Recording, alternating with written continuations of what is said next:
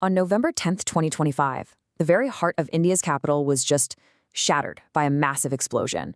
A car bomb went off near the historic Red Fort, and in an instant, it turned a busy evening into a scene of absolute chaos and tragedy. So let's dive into the anatomy of this attack.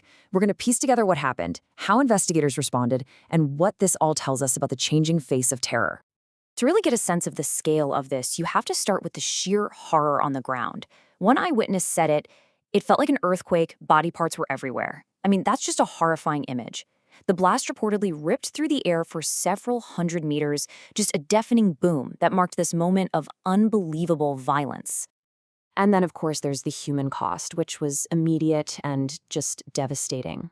When the dust finally started to settle, authorities confirmed that at least 13 people had lost their lives. More than 20 others were injured.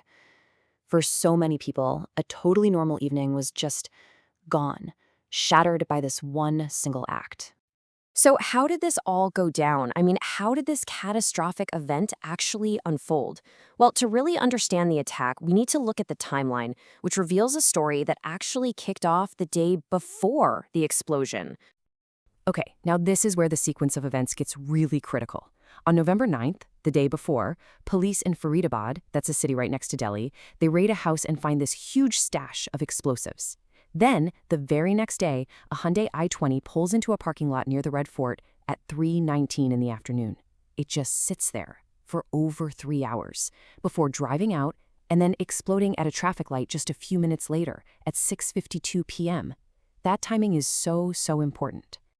The scene itself, I mean, it was just pure devastation. The car that carried the bomb, that Hyundai i20, was completely obliterated. But the blast was so powerful, it literally incinerated nearly a dozen other vehicles, cars, e-rickshaws, you name it, anything caught in its radius. The shock wave shattered the windows of nearby buildings and the metro station, a terrifying testament to the force that was unleashed in such a crowded place. In the middle of all that chaos, this enormous investigation gets underway. The National Investigation Agency was brought in, and their job, their monumental task, was to follow the faintest trail of clues left behind in all that wreckage. So where do you even begin with something like this? You arrive at the scene of total destruction. What's that first thread you can possibly pull on? Well, the answer was lying in the twisted metal of the car itself. It was a Hyundai i20, and it had a Haryana registration plate. But when police started trying to trace its ownership, they found it had been sold multiple times. Now, this right here is a classic tactic. Terror groups do this all the time to make a vehicle harder to trace. But the investigators kept digging, and the trail eventually led to a doctor based in Pulwama, Kashmir. And that connection, well, that immediately put the entire investigation on high alert. A terror angle was now the primary suspicion. And the official response was swift, and it was massive. The area was immediately cordoned off for the forensic teams. The NIA took charge of the whole case, and charges were filed under this really stringent anti-terror law. And then came the really painstaking work.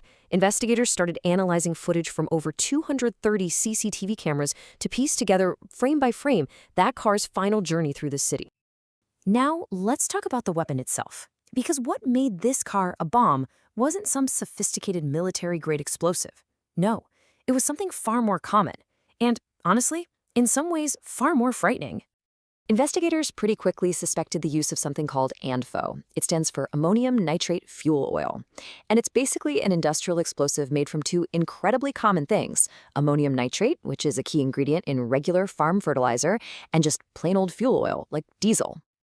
And this slide really breaks down why a terror group might choose it. See, military explosives are super regulated, they're powerful, but they're incredibly hard to get your hands on. ANFO, on the other hand, well, its main ingredients are legally available and pretty cheap. It's what's called a dual-use chemical. It's essential for farming, but it can be weaponized so easily.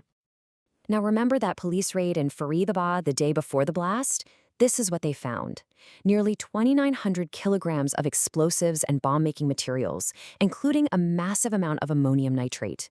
That is an absolutely staggering quantity. It suggests the attackers might have been planning something far more catastrophic. And here is where it all clicks into place. The houses they raided in Faridabad, they were rented by a doctor from Pulwama, the same area the car was traced back to. Authorities believe they had stumbled upon a terror module linked to Jaish-e-Mohammed, and that huge seizure almost certainly prevented an even larger, more devastating series of attacks. So, in the wake of this attack, while the investigation is racing forward, you have all these voices from across the country speaking out, condemning the violence, and really calling for unity. The Sufi Islamic Board issued this incredibly powerful condemnation.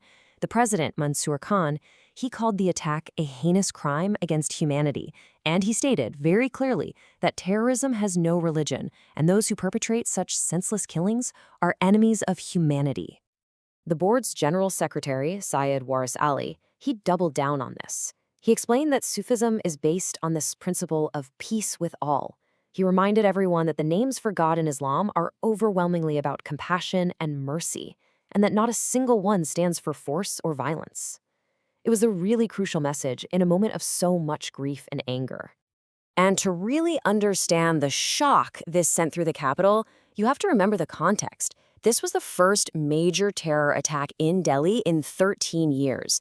It completely shattered this long period of relative calm that had existed since a blast near the Israeli embassy way back in 2012. So, when you put all of these pieces together, the easily accessible weapon, the tragic outcome, the profile of the suspects, you start to see a picture of a changing threat, what some people are now calling a new face of terror.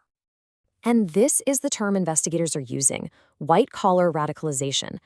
The fact that not just one, but multiple highly educated doctors were suspected of being involved in this plot has absolutely stunned law enforcement. It signals a really disturbing shift away from the typical stereotypical profiles of who gets recruited into these groups. So let's boil all this down. What are the big takeaways here? First, the choice of explosive, it shows that tactics are evolving to use these dual-use, easy-to-get materials, a strategy that's really designed to fly under the radar. Second, and this is maybe the most disturbing part, the profile of who's carrying out these attacks is shifting. Highly educated professionals, like doctors, being involved, it forces us to rethink who is vulnerable to this stuff. Third, that raid in Faridabad is a huge reminder that good, coordinated security work is absolutely critical. It almost certainly saved countless lives. And finally, the quick condemnation from community leaders shows how vital their voices are in pushing back against hate. And that really leaves us with a difficult and pretty urgent question. This case involved a common car, a common fertilizer, and suspects who were educated, professional members of society. As these tactics keep evolving, how do we, as a society, defend ourselves against threats that can pop up from the most unexpected places?